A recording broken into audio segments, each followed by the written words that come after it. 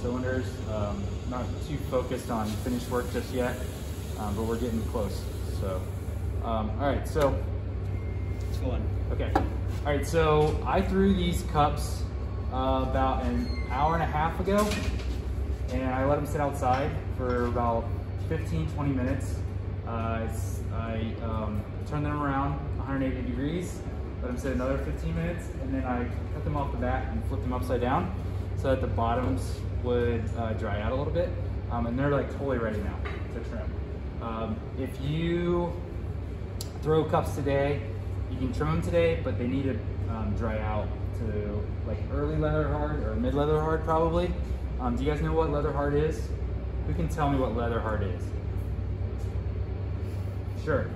It's just where the clay, like it doesn't bend too much when you're touching it, but it's still like soft enough to attach things. Yeah. So yeah, like when you're like pinching it, it still feels like a little soft. You can pinch it right. There's still moisture in it. I like to think of the stages of clay, like the moisture levels of clay, like cheese. So like fresh out of the bag, clay is like mozzarella, like fresh mozzarella, right? Like fresh young cheese. Once it becomes like early leather hard, it's more like a soft block of say like soft cheddar, you know? And then when we get into like the leather hard stages, it's more like Parmigiano Reggiano, right? Okay, so you like trimming your work when it's like Reggiano, that's perfect. Okay, so that's kind of what you're looking for. Is that helpful? Okay. Later than that, when it becomes like late leather hard and it really starts to dry out and it starts to shift colors and it starts to look a little lighter in color, right? When the moisture is really evaporating, that's not a great time to trim. It's too dry. Some people do trim at that stage, but you have to use really sharp tools. And those are more for like seasoned veterans, okay? And there's really great things to do at that stage. But for all intents and purposes for this class, I really recommend trimming at mid leather hard. So it's like, maybe not quite Parmigiano Reggiano, but close, okay? So more like, what are some other hard cheeses? I don't know. Okay. Asiago? I don't know how to pronounce that properly. Great. So what I need to do is center this. And before I center, I'm going to grab some clay and show you guys how to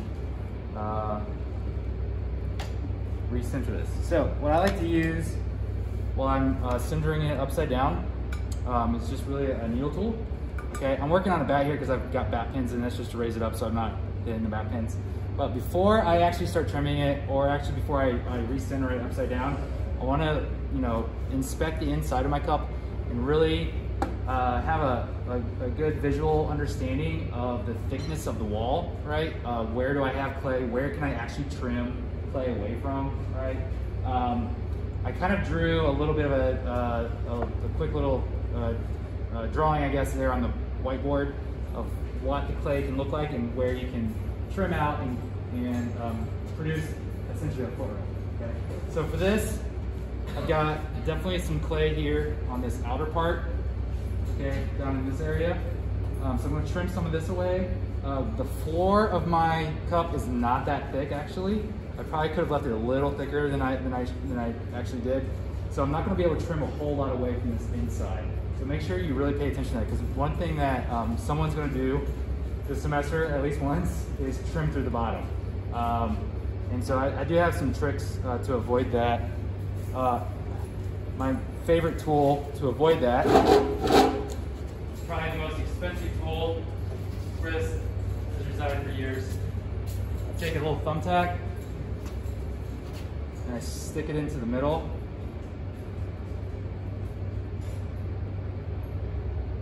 Yeah, it did get through. All right, it did touch the bottom. But usually, if I leave it a little thicker, when I throw it, once I hit that thumbtack, it tells me to stop. If you guys want to try that, using the thumbtack rule, once I start to trim, if I get to this, that tells me don't go any thinner. Okay. So this tells me that the thickness of my floor is that. So I'm only going to be able to take away maybe like 1/8 of an inch or 1/16 of an inch from this, but that's okay. So all right. What's that? How do we seal Oh, the hole? Yeah, I mean, since it's still kind of soft, I'm actually going to just close it up with my hand right there. Just pull it over. And glaze will probably fill it in if you don't. It won't leak, most likely, unless you get a crack. So, all right, so I'm gonna try to get this close to center, and I'm gonna spin this slowly. One thing I also like to do sometimes is just get the rim a little damp. This helps like kind of create a little seal, and it helps it kind of stick to the bat, or stick to the wheel head, so it doesn't fly off. All right, so I'm gonna start spinning this slowly.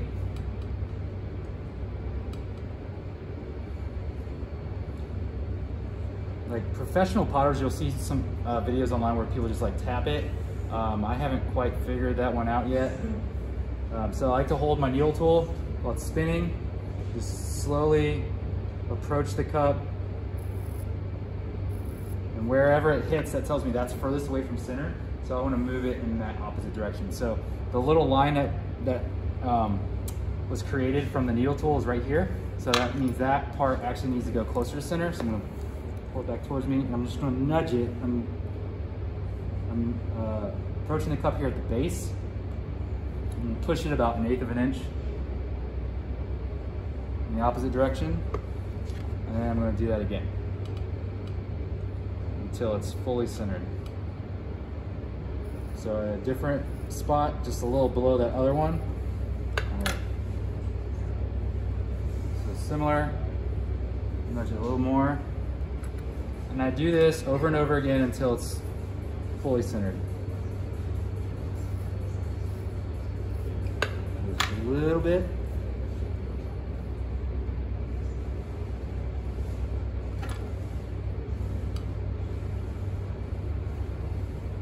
That's close enough.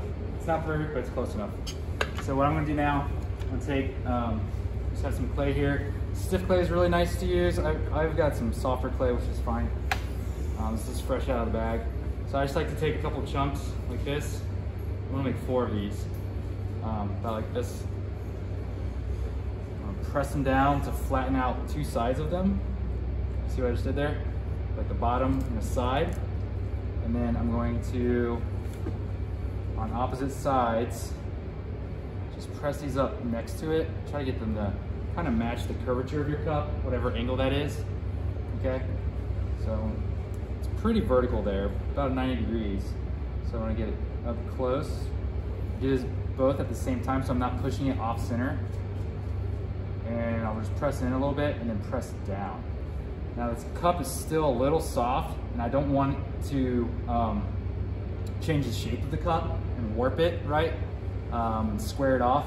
So I gotta be very careful I'm not pressing in and applying too much pressure there, because you can definitely warp your cup. So press down. The other side.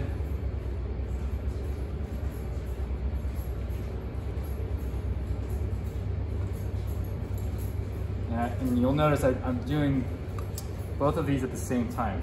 I've touched the cup at the same time with both chunks of clay. Really push that down, make sure that it's secure.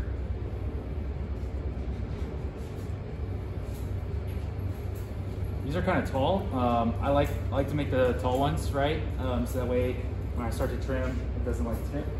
If you use really small pieces of clay, it could possibly tip over because you're gonna apply pressure from one side. So be careful that you don't use too small amounts of clay. Okay, so now I'm ready to trim. One thing that you might want to try your first time doing this is actually marking where you're going to trim, like the inside of the foot rim and the outside of the foot rim. So what I'm going to do is just take the needle tool, I'm going to draw on here.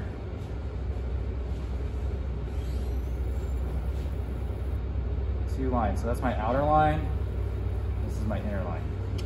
Okay, so I'm going to trim on the inside to this line, and I'm going to trim on the outside of that line. Does that make sense? Okay, so now I'm ready to begin. The 2 tools that you're really going to want to use for this part are these tools, right? You each have these in your toolkits, okay? So I like to start with the big round end of the large loop tool. These are called loop tools or carving tools or trimming tools. I just call it the large loop tool. So I use the big side of this usually. I'm gonna start here on the outside.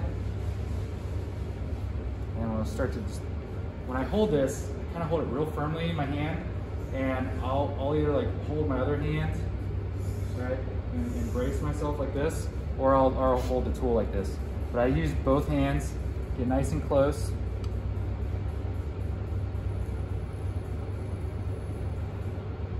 Sometimes I like to put my hand on top and just like let this hand like ride the top of this. But I'm just taking off a little bit and applying just a little bit of pressure. And I'm starting to kind of like roll this. If I want a rounded side, to keep the round, I just gently will just roll this as the wheel's spinning. If you hold it in one spot for too long, you'll get like a flat spot, which might be part of the design you're going for, so that's fine. But I generally keep the trimming tool moving.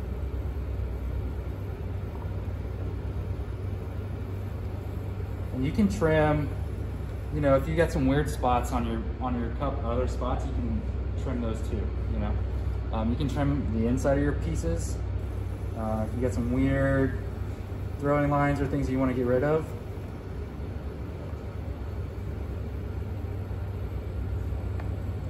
If you guys are on TikTok, you can set up a camera like this and put this in slow motion and watch these start to come off in slow motion.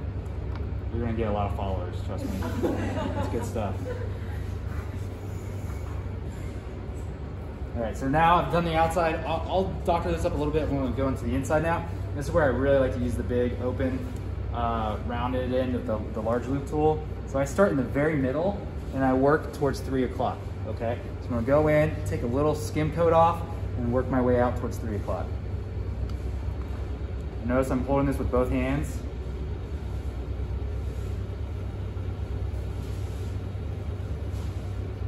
And I'm not gonna be able to take off much because I have a pretty thin floor. But I like to kind of scoop in. So I start with the round end and then I eventually will flatten it out so I have a nice flat bottom here. Which is what I like to do. You can try some different things. And I'm gonna stop right at that line. And I might take off just a touch more.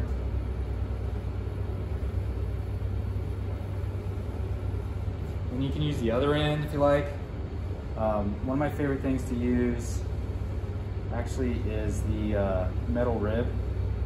I like that part where, I don't know if I have my metal rib, but there it is.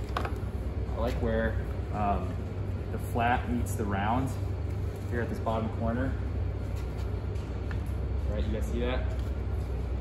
So I'll use that sometimes here on the inside. Kind of bend it so I can get in there. It creates a nice like definition between the foot and the floor. You guys can see that very well.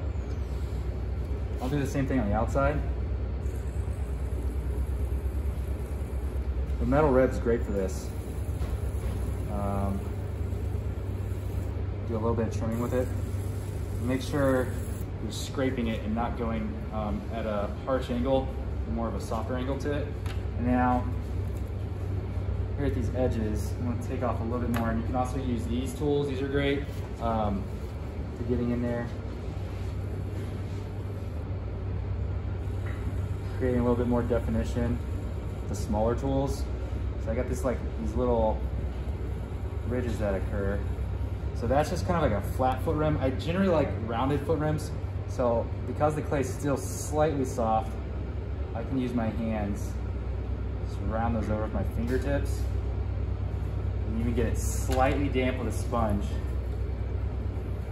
And where is this? This is perfect. These sponges are great for this. And just kind of round that over.